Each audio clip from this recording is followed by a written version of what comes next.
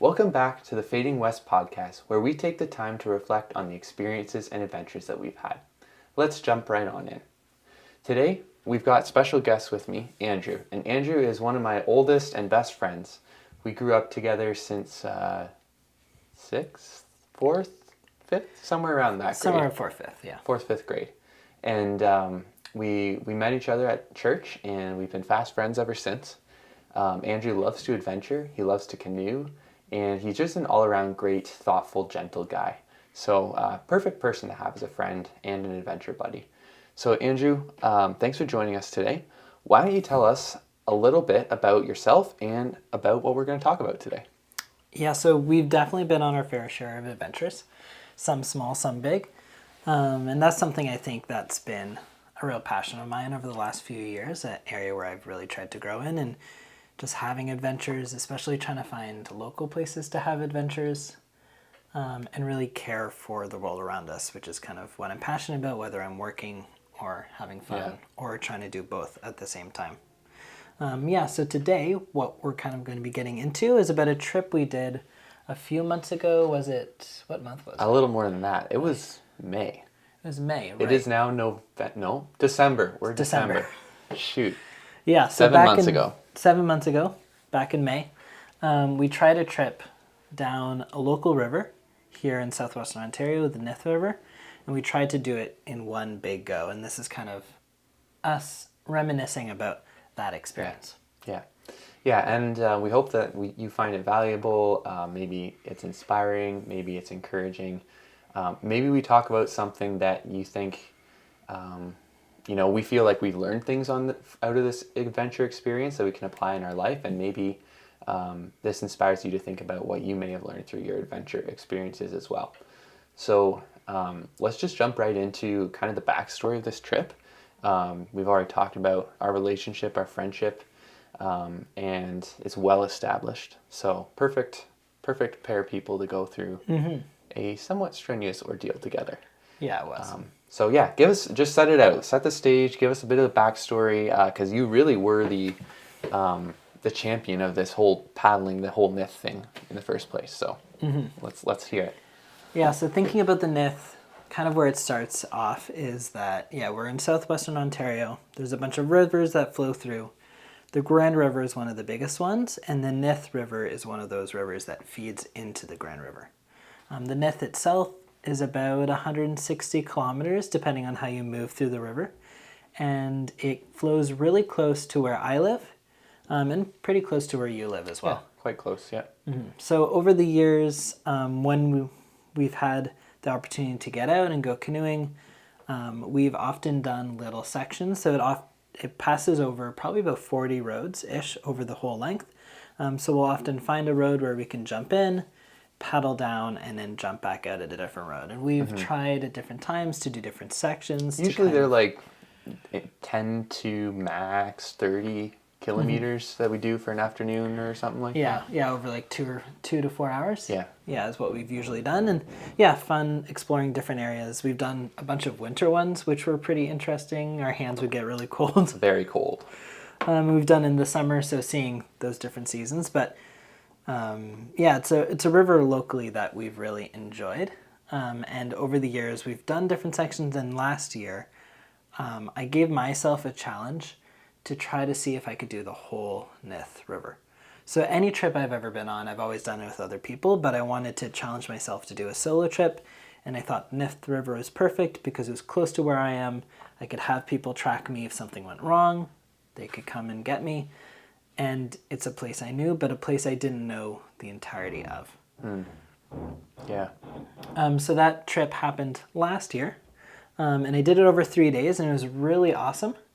But something I kind of missed was that camaraderie, or that like working with somebody else in that adventure. And when I was talking about that experience with Jeremy afterwards, he had an idea. I mean, I was first of all not surprised that Andrew wanted to do this, because it's like a very Andrew's one of the most adventurous people I know, which is one thing that I really love about you. You're like always up for an adventure. And so I wasn't surprised, but I was really impressed that you did this by yourself. So Andrew successfully solo paddled 160 kilometers of river in roughly 32 hours, which is amazing. You spread it out, like you said, 2 nights, 3 days. And when I heard about that, I was like, man, this was really cool. I'm really bummed that I missed out on that experience.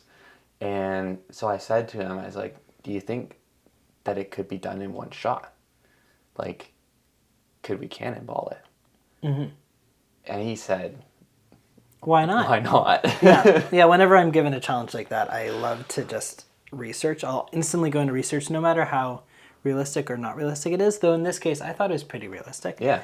Considering when I did my initial trip, took a few stats from it, and what I found was over the 3 days, it took 32 and a half hours, 13 hours the first day, 16 the second, and 3.5 on the third day on the water. And this is all you solo paddling. All me by myself. A very windy river with a 17-foot canoe. Yeah. So I thought 2 people, we could do it in less than 32 and a half hours. Yeah, I think we could do it in one trip. It'll be inconvenient and challenging, but that's kind of what adventure is for. Yeah. So when Jeremy mentioned that, I thought, let's research, let's look into it, and we started. And when did we first have this idea? Like, we might have sat on it through the winter, I think. I think so, yeah. When I did it last year, it was, I think, end of this midsummer last year.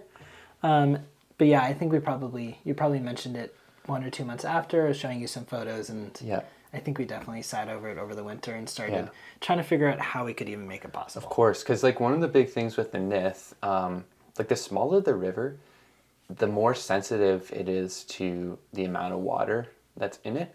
And for the Nith, it's a river that it does have some base flow year round, but it's heavily influenced by spring runoff and rain events. So your windows to actually have like a really good paddle in it are kind of limited. So something we've learned over the years, the Grand River Conservation Authority has flow stations set up at like 6 different points along the river at these different towns, and they'll tell you how much volume in meters cubed of water is flowing through the river at any given time. And so we've kind of figured out numbers that, like for example, you wouldn't want to paddle the lower section of the river if the flow at Canning is any less than 9 cubic meters per second. And so we've figured those numbers out over the years. And if you do, like, I mean, you could still have a canoe, but like you're going to be scraping, getting out for half of it. And it's just going to be not as enjoyable, more hard work.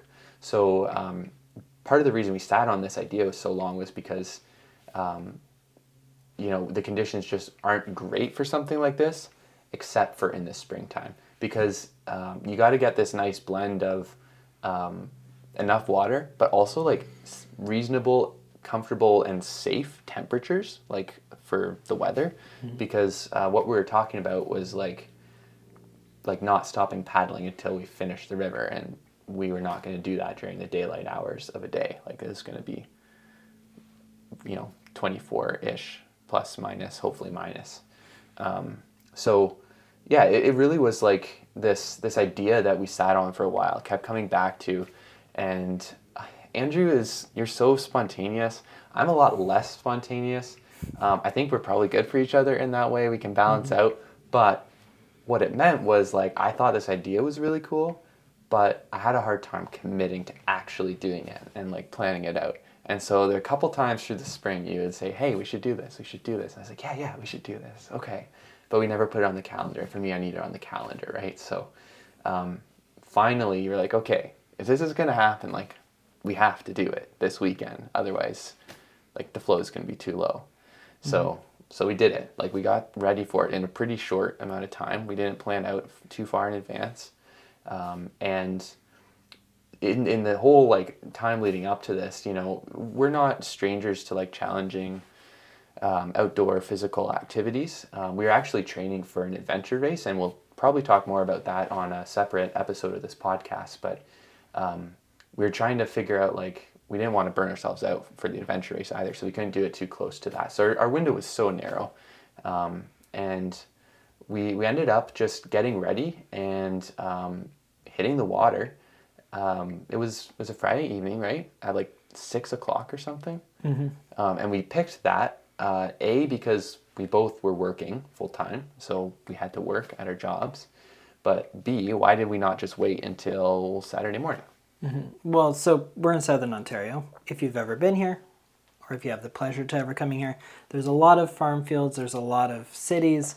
It's fairly urbanized. There's some wilderness areas, and what is also really special about the Nith is how much you feel like you're in the wilderness. Totally. It doesn't go through any major cities. It goes through some minor ones, but even so, it still feels very natural, very much to the course it has always been, and you can kind of tell there's some points where it's still kind of pushing out or pushing in, and it still feels like a very natural river. So one of the challenges though with it is that being out in a bunch of farm fields, especially at the top of it, it's really shallow and small, and the farmers around can easily move their cattle or their horses across it. So often we'll find that there's different wires set up, electric fences, things that are kind of in the way that make it a little bit more difficult or dangerous for us to move along. So in thinking about that, we thought, okay, we don't want to go through that during the night. Nope. So we have to do it during the day, and our trip's going to be 24 hours-ish, hopefully. So we want to make sure we can see that before we hit it. And then the second thing we were thinking about is one other really special thing about the Nith River is that right at the end there's some white water, and there's not a lot of white water here in southern Ontario, but this is one of the special spots for it. And that's also another thing you don't want to be doing in the dark. Yeah. If you want to be looking out for rocks and making sure you're not flipping or hurting yourself. Yeah. And neither of us had like really canoed in the dark before, other than on lakes. Like we've done a lot of flat water paddling. We've done paddling well past midnight, and you paddle by the light of the stars, and you don't really have anything to look out for, like hazards wise to hit. So it's fine. But to be honest, I was like pretty uneasy about the overnight stretch. And I remember talking to you about it, of like, it kept coming up in conversation. I'd keep bringing it up and be like, okay, so like, what's our plan? Like, are we going to be safe? Are we going to like, how are we going to make sure that we like don't hit these hazardous areas in the dark? And like, I was kind of uneasy. I think it was just the unfamiliar, right? That like, it's pretty easy to be uneasy about the unfamiliar things that happen in life. And so I just wanted to like make sure that we were doing it as smart as we could, or as wise as we could. And looking back, like I didn't really have anything to worry about. We each had a headlamp, and then we had like an emergency backup super bright flashlight if there was any reason that we were like kind of, I don't know, needing some extra light. We had it. And we actually found that like I don't think we had a headlamp on the entire time. No. Like parts of it we did, but like it wasn't, we needed it the whole time. And that was really cool.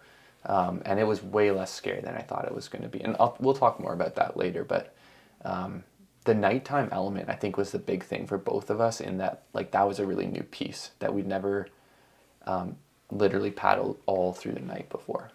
And it was just totally a new thing. Yeah. And I also felt a bit nervous leading into that. But also I know how my brain works is sometimes when I look at a situation, I think, well, if we have to be in the sunlight at the beginning, sunlight at the end, the middle has to be dark. There's really nothing else we can do. So I just kind of had already, maybe a little bit earlier than Jeremy, gotten to the point of being like, well, this is what we're doing. We'll do it as safe as we can do it. Yeah. We're still close. We still have our phones. We still have ways to contact people if things go wrong. We had contingency plans. We We had sleeping bags if we needed to. We need to do a bivouac.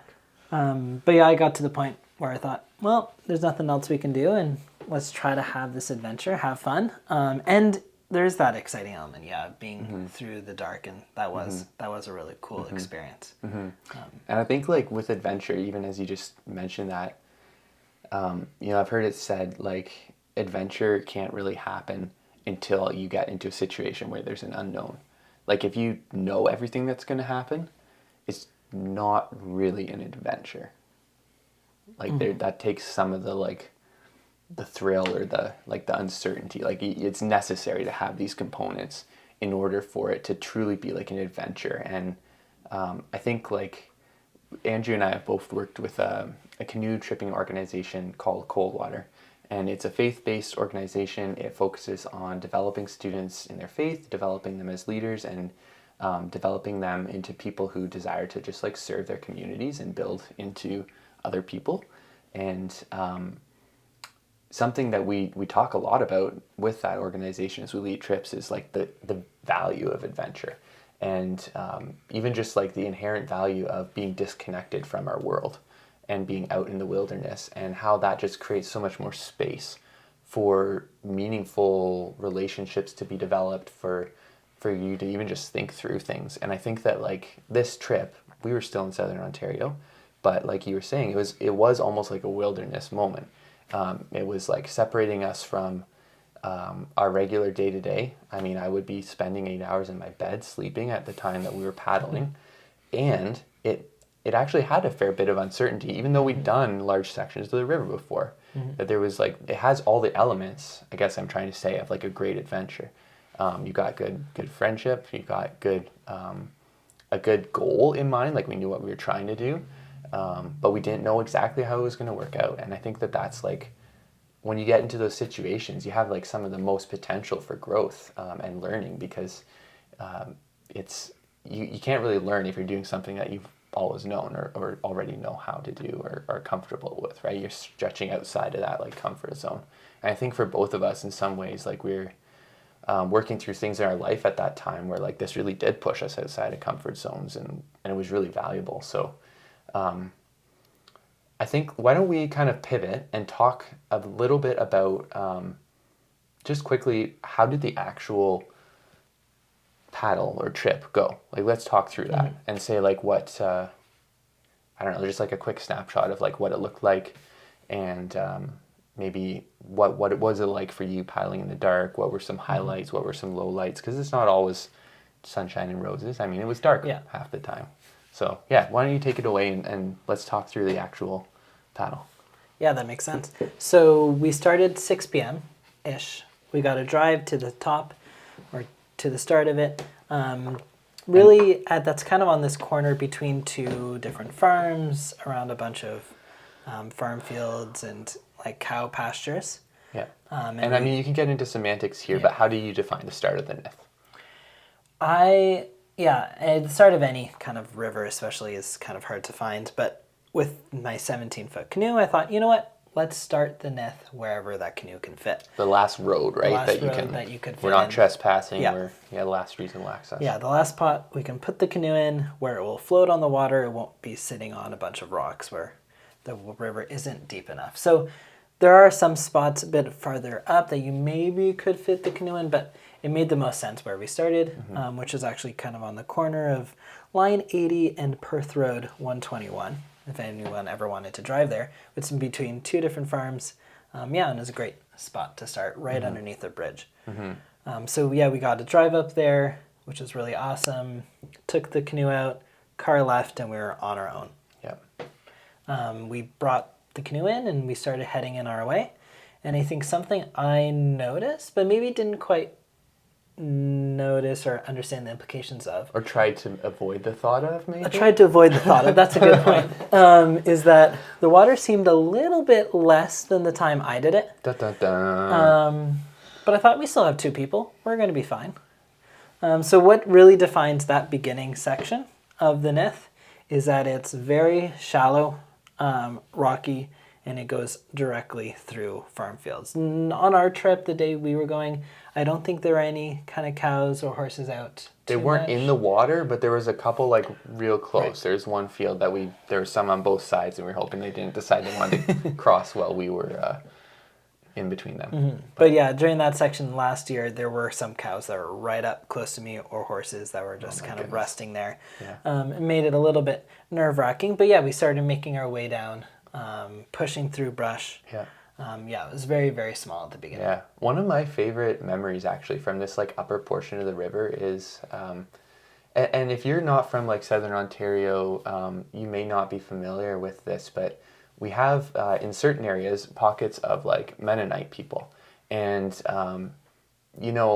when we're, in Cambridge or Kitchener or Waterloo, like you don't really see people enjoying the river on a regular day all that much. But at this top section of river, we passed like, it had to be close to a dozen different like people, probably like 4 or 5 groups of them.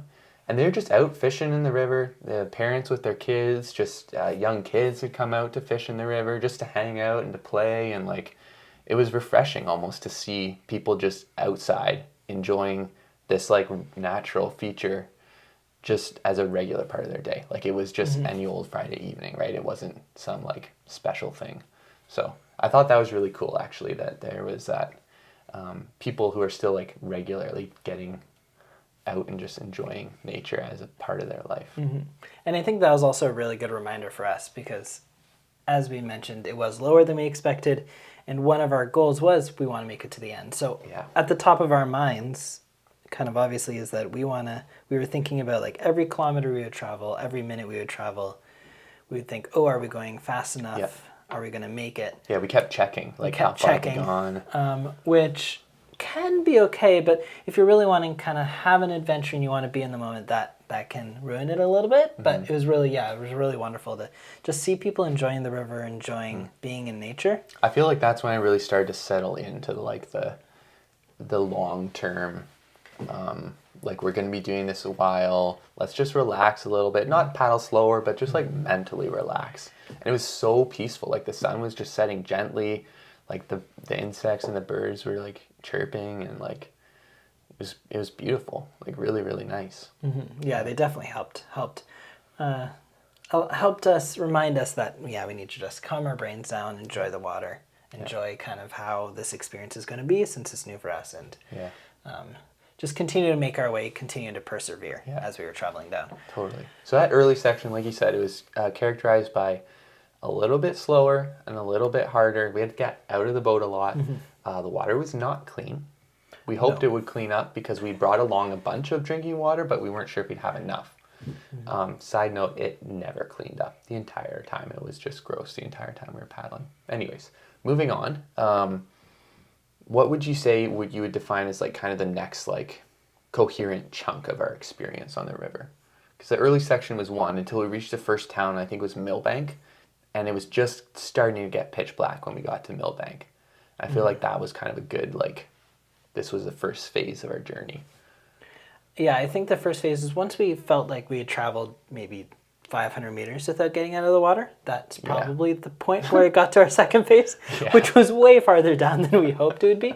But yeah, around Millbank, as it was getting dark, as we were realizing, hey, we're starting to be able to paddle a bit farther, that was, the point where we hit the second stage where the river opened up a little bit more, though we still kept running into areas we'd have to get out for. Yeah. I think another tributary kind of branched in, like a small tributary of the Nith, branched in at one point, and that really made a difference in the overall width and how much we had to get out. But still, it was like there'd be little landmarks, and you'd say these comments every now and then of like, oh, I thought that like this looked a little different when I was here, or like, oh, maybe it's too early, but when it's time, can you talk about that like concrete bridge thing that went across the whole river with the pipes that ran through it for the water? Oh, yeah. I don't know if it makes sense to talk about it now, but you should, Maybe that's like the third section. That's the third phase? So, okay. Yeah, so in that second phase, our realization of what our initial goal, or one of our initial goals of being able to make it down the whole river. So just to clarify, what was our initial goal? Just simply put. Our initial goal was we want to make it we want to have a successful trip. Yeah. And we're pretty generous about how we described our successful trip. Yeah. One of the points in that was make it to the Grand River, make it that 159, 160 kilometers down. In ideally 24 hours or less, plus or minus a few, but hopefully less, because then that would lead us to like 6 p.m. the next day, perfect time to fall asleep. But some of our other goals are just have fun, have a good time together, developing our friendship. We both needed like a retreat almost from regular life, and so that was part of it too. So just being able to enjoy that time apart from everything else out in the wilderness, and be able to also leave it feeling pretty happy about what we had accomplished. So in that second stage of our trip, we kind of came to the realization that we'll continue to push and we'll continue to see what we can do, but that whole 160 is unlikely. But we weren't giving up yet. We were just wanting to continue to go see maybe the river's going to open up a little bit more. But we allowed ourselves to take some breaks. We weren't pushing ourselves as hard anymore. And there's one moment I think that this would have been in that second stage that I really enjoyed is that we started to see the stars come out, and we had just, I think, left Millbank or one of the other small towns, and we're almost in this, like, it felt like a little pond in the river where the river really just opened up, and we just stopped the canoe there, had some food, Yeah. because we had probably not been drinking much water or eating much food up until that. We were pushing hard for the start. And we just kind of like laid back in the canoe, looked at the stars, and just like had a few minutes of like quietness as well as like soft discussion. And it was a really nice time of resetting our brains to what, to maintain success in this trip. Mm-hmm. And we kind of, I think, in the second phase had to start settling into the endurance mindset instead of the sprint mindset. And I think we probably thought we were starting in an endurance mindset, but as we got into it, at least for me, I think I really wasn't in an endurance mindset at the start. And it was like the second phase when the night settled in, the sun went down. The world just gets so much smaller when it's dark, right? Like we can only see, if we had our headlamps on, you just see a tunnel of light as far as your headlamp goes, and otherwise you just see if it wasn't on, just what's right in front of you with the stars. So yeah, that second stage was good. It was, I don't think any of the stages were like terrible. Honestly, the first stage might have been the most difficult physically. And then the very last stage, which we'll get to, was the most difficult mentally for me. But I feel like, yeah, so second stage, we kind of covered that. And then third stage, would you say it's kind of like the depth of the night? Like the bulk of the night would be kind of like this third stage where we almost just settled into like a rhythm. Like, did time just sort of pass for you? Or like, how did it feel? Did it feel long, short, like? Yeah, how time passed at that moment, it was strange because I think our conversation quieted down quite a bit because our energy levels were going down. Maybe that's because we worked a full day before going on this trip. There's some things we might figure out if it ever happens again, but we kind of quieted down. We dug in. We're just paddling away. For most of it, we didn't have to pull the canoe out much anymore. No, rarely.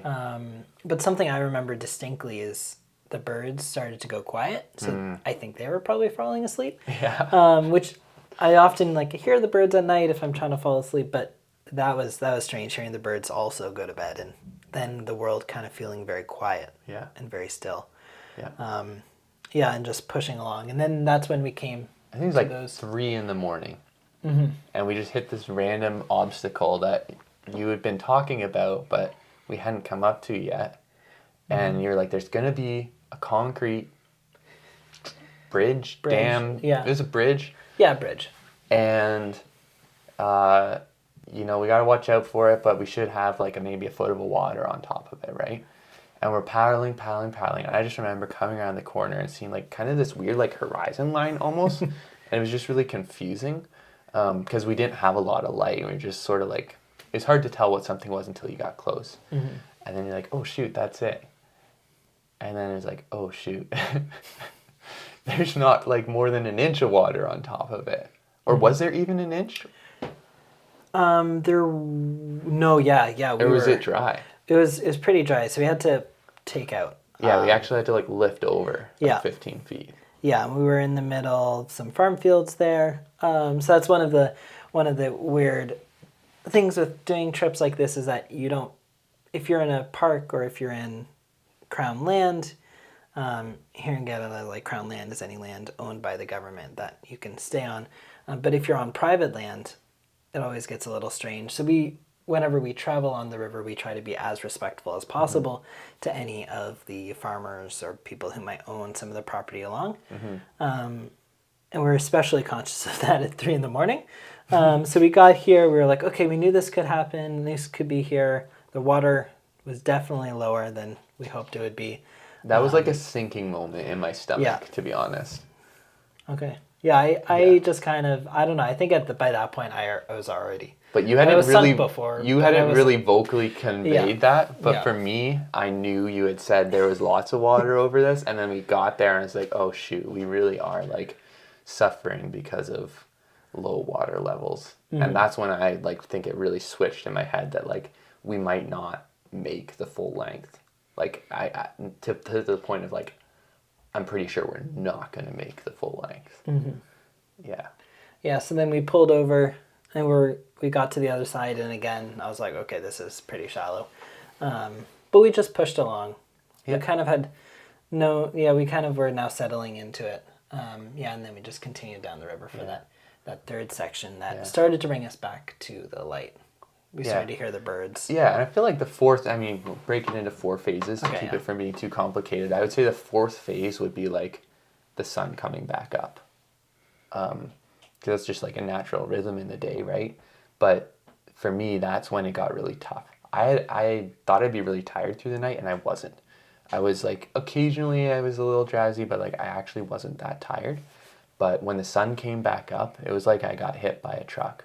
Like I was in the back, I was sterning the boat and I was steering, and like I remember Andrew like I was just so tired, and then I remember Andrew like I remember like suddenly looking up, and then like Andrew looking at me being like, are we good? Because I was starting to like fall over sideways a little bit and the canoe was like leaning. And it was just so funny how like when the sun came up, that's when I got really tired. And I think we didn't do the best with nutrition and water and stuff. So that's something to improve. But like that last phase, we started to we realized, okay, like we got to make a decision. So we were coming up on probably New Hamburg. It would have been the biggest town on our journey, which we had been hoping to hit by 11 p.m. Yeah. Between 11 and 1. And it was at this point, spoiler alert, so I'll say the end. We got there at 7 a.m. to New Hamburg. Yeah, 8 hours after we had hoped. And New Hamburg was, I think, 60 kilometers. 60 of the 160. Yeah. Yeah. Yeah. And so we were only like 1 hour faster than you by yourself. Yeah, when I did it by myself, I had done that in 13 hours. We did it in 14 or maybe were we like... slower? We didn't do it in 12. We did it in 12. Yes. Okay, so we were 1 hour faster. Yeah, we were 1 hour faster, but...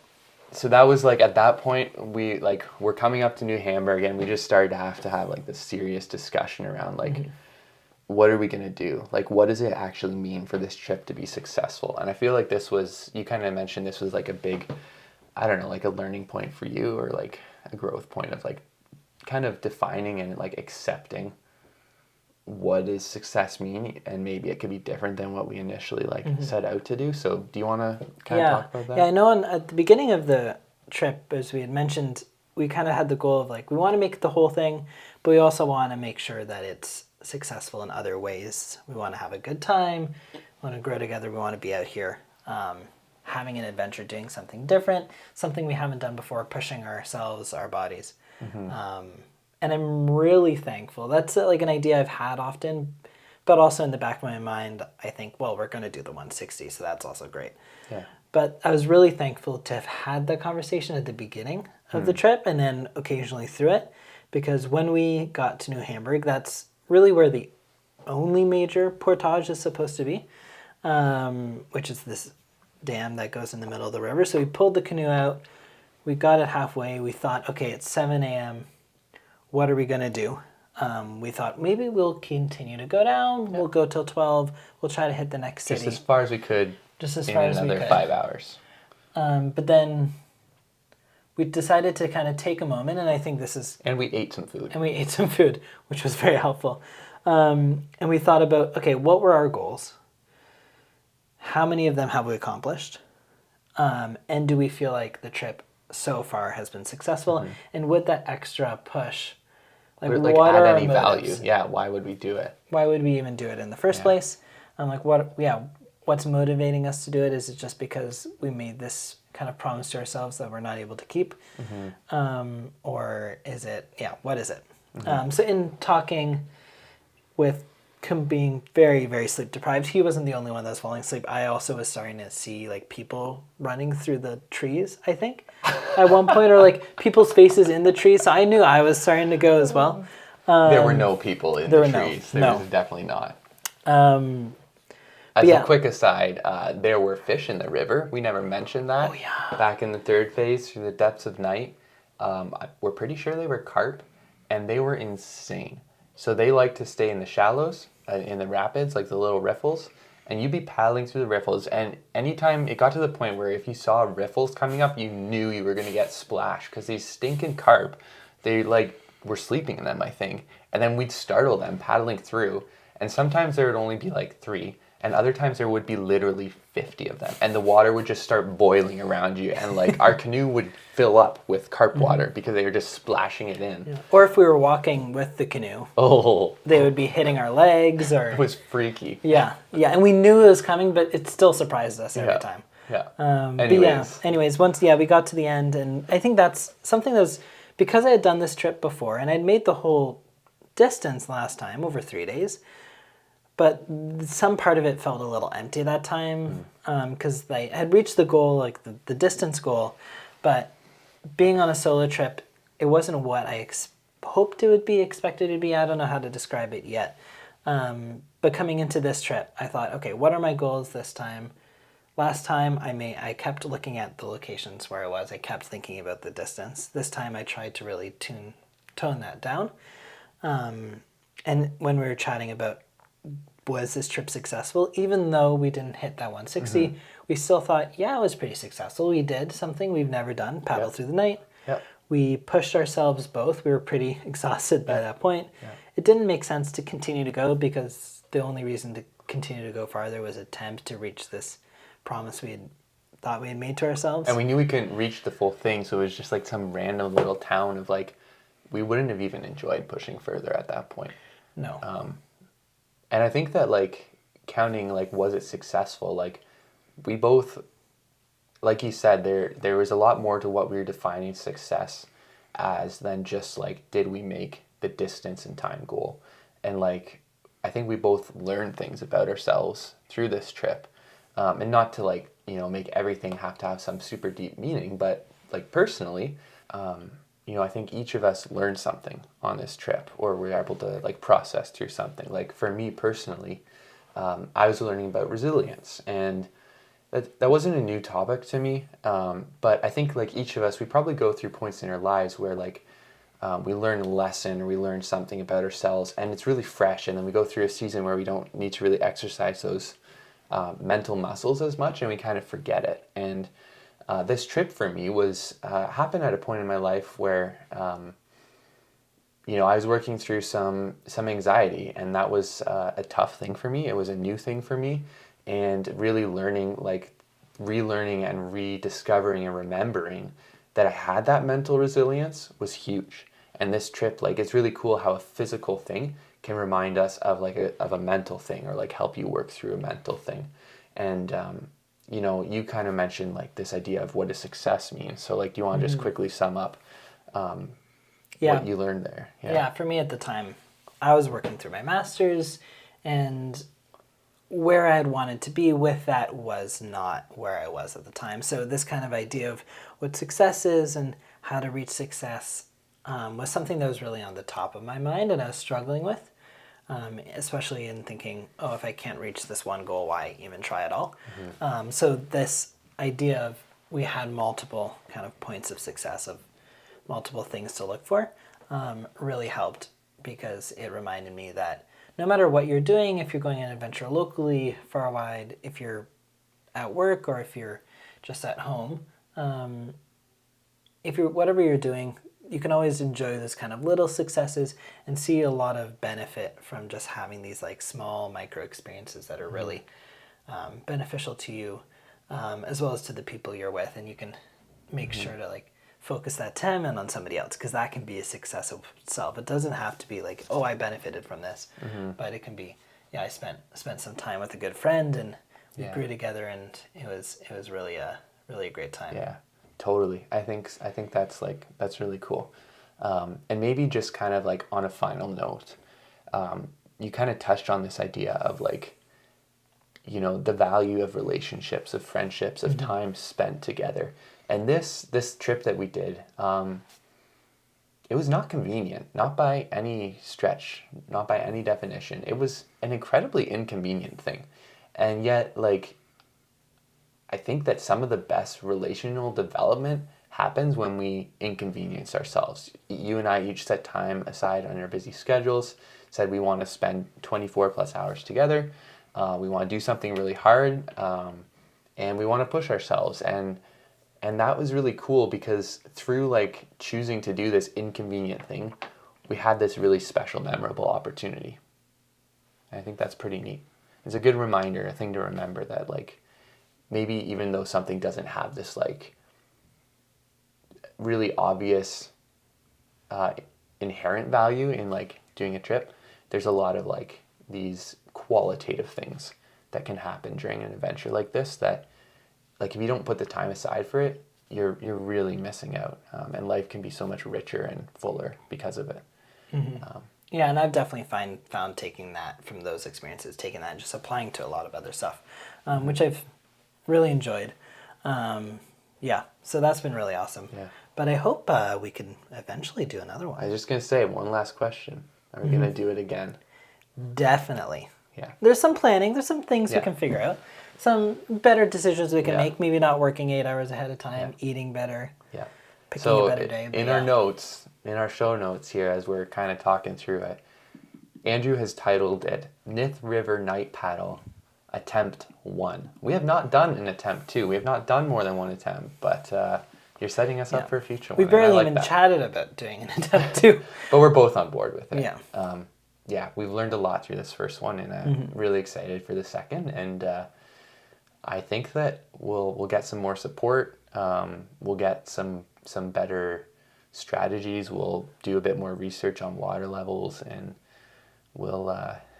I think it's doable. I genuinely do. Yeah, and one thing that made this first trip so successful is that we learned so much about ourselves as well as about how to prepare for this kind of thing, that we can then take to this future attempt, or if we try something similar or even something completely different somewhere else. There's a lot of successful lessons learned that we'll bring. Yeah, absolutely. Well, thank you so much for joining us today for this episode. We really enjoyed sharing our little adventure story with you. We hope that it was inspiring, enjoyable, and makes you want to get out and do your own adventure. So thanks so much for being here, and join us again next month for another episode. Bye. Bye.